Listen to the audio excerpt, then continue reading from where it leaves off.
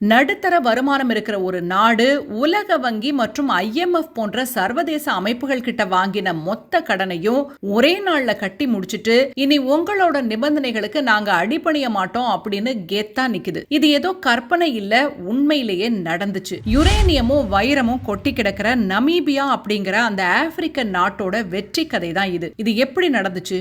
நமீபியா ஆப்பிரிக்காவோட தென்மேற்கு பகுதியில அட்லாண்டிக் பெருங்கடலை ஒட்டி அமைஞ்சிருக்கக்கூடிய ஒரு அழகான நாடு. நம்ம தமிழ்நாட்டை விட 6 மடங்கு பெரிய அளவு உள்ளது. ஆனா மக்கள் தொகை பாத்தீங்கன்னா வெறும் 26 லட்சம் தான். அதாவது நம்ம சென்னையில ஒரு வார்டுல இருக்கிறவங்க அளவுக்கு தான் அங்க மக்கள் தொகையே இருக்காங்க. ஒரு பக்கம் உலகத்தோட மிக பழமையான நமீப் பாலைவனம், இன்னொரு பக்கம் பிரம்மாண்டமான கடல்.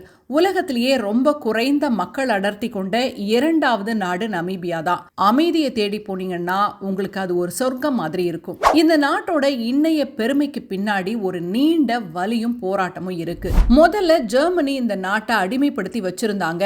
அப்போ நடந்த இனப்படுகொலைகள்ல கிட்டத்தட்ட 80% மக்கள் கொல்லப்பட்டாங்க. அதுக்கு பிறகு நீண்ட காலம் தென்னாப்பிரிக்காவோட ஆதிக்கத்துல தான் நமீபியா இருந்துச்சு. இனவெறிக்கு எதிரான போராட்டங்களுக்கு பின்னாடி 1990ல தான் நமீபியாவுக்கு முழு சுதந்திரம் கிடைச்சிச்சு. அதாவது சுதந்திரம் கிடைச்சே வெறும் 36 வருடங்கள் தான் ஆகுது. சரி, இப்ப விஷயத்துக்கு வருவோம். 2025 அக்டோபர்ல நமீபியா ஒரு சரித்திர சாதனையை படைச்சிச்சு. 750 மில்லியன் யூரோ பாண்ட் பணத்தை ஒரே நாள்ல கட்டி முடிச்சாங்க. பல வருடங்களுக்கு முன்னாடி வாங்கின கடனை ஒரே நாள்ல எப்படி அடைச்சாங்க? இந்திய மதிப்புல அது 6300 கோடி ரூபாய். அடுத்தது மார்ச் 2026க்குள்ள IMFக்கு செலுத்த வேண்டிய கடைசி தவணையான 24 மில்லியனையும் கட்டி முடிச்சிட்டு ஒரு பைசா கூட பாக்கி இல்லாத சுதந்திரமான பொருளாதார நாடா நமீபியா மாறுச்சு. இவங்க திடீர்னு இந்த பணத்தை கொண்டு வரல. பல ஆண்டுகளா இயற்கை வளங்கள் மூலமா சேர்த்த பணத்தை சிறுக சிறுக சிங்கிங் ஃபண்ட் அப்படின்ற சேமிப்பு கணக்குல சேர்த்து வச்சாங்க. இது ஏற்கனவே அவங்க போட்ட மாஸ்டர் பிளான். சரி, இவ்வளவு பணத்துக்கு அவங்க எங்க போனாங்கன்னு கேட்டீங்கன்னா அவங்களுக்கு பின்னாடி இருக்கிறது 2 பலமான கைகள். ஒன்னு யுரேனியம்.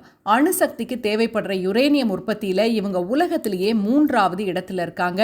இன்னைக்கு உலகம் முழுசு நிலக்கரியை விட்டுட்டு அணுசக்திக்கு மாறுறதுனால இவங்களோட மஞ்சள் தங்கம் இப்ப உலக சந்தையில படு பயங்கர விலைக்கு வித்துக்கிட்டு இருக்கு. இன்னொரு பக்கம் கடல் அடியில் கிடைக்கக்கூடிய வைரங்கள். மற்ற நாடுகள் எல்லாம் மண்ணை தோண்டி தான் வைரம் எடுப்பாங்க. நமீபியர்கள் கடலுக்கு அடியில சீ பெட் கிராலர் அப்படிங்கிற ராட்சத ரோபோக்களை இறக்கி 150 மீட்டர் ஆழத்துல வைரங்களை வேட்டையாடுறாங்க.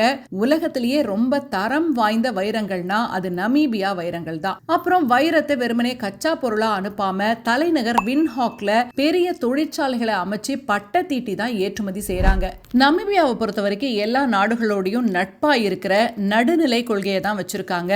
இந்தியாவோட அங்கித் ஜெம்ஸ் போன்ற நிறுவனங்கள்லாம் அங்க முதலீடு செஞ்சிருக்காங்க. நமீபியால ஒரு விஷயத்தை பத்தி நம்ம பேசாம இருக்க கூடாது. சுற்றுலாவும் இவங்களோட இன்னொரு பலம். நமீபியால நீங்க பார்க்க வேண்டிய ஒரு இடம் இருக்கு. அது என்னன்னு கேட்டீங்கன்னா ஸ்கெலட்டன் கோஸ்ட், எலும்புக்கூடு கடற்கரை. ஏன் இப்படி ஒரு பெயர்னு கேட்டா நமீபியா கடற்கரையில அடர்த்தியான மூடு பனி இருக்கும். இதனால முன்னாடி காலத்துல நிறைய கப்பல்கள் இங்க வந்து பாறையில மோதி விபத்துக்கு உள்ளாகும். அந்த உடைஞ்ச கப்பல்கள் இன்னும் அங்கங்க செதறி கிடக்கு. திமிங்கலங்களோட எலும்புகள் கடற்கரை முழுசும் பறந்து விரிந்து கிடக்கும். அதனாலதான் இந்த பேர். அது மட்டும் இல்ல, பாலைவனம்னா ஒட்டகம் தானே இருக்கும். நமீபியா பாலைவனத்துல யானை இருக்கு, சிங்கம் இருக்கு. ஆனா பார்க்கவே வித்தியாசமா இருக்கும். அந்த இடத்துல வாழறதுக்கு ஏத்த மாதிரி இந்த விலங்குகள் தன்னோட உடலமைப்பையே மாத்திக்கிச்சு. ஒரு நாடு தாங்கிட்ட இருக்கிற இயற்கை வளங்களை சரியா பயன்படுத்தினா, ஊழல் இல்லாம முறையா திட்டமிட்டா எப்பேற்பட்ட கடனையும் தீர்க்க முடியும் அப்படிங்கிறதுக்கு நமீபியா ஒரு பாடம். ஆப்பிரிக்க நாடுகள்னாலே வறுமை, கடன் அப்படிங்கிற பிம்பத்தை நமீபியா உடைச்சு எரிஞ்சிருக்கு. அமைதி, ஜனநாயகம், கடின உழைப்பு இது இருந்தா எந்த நாடும் தலை நிமிரலாம். 26 லட்சம் மக்கள் நினைத்தால் உலகத்தையே திரும்பி பார்க்க வைக்க முடியும் அப்படிங்கிறதுக்கு நமீபியா தான் சாட்சி. இதை பத்தி நீங்க என்ன நினைக்கிறீங்க?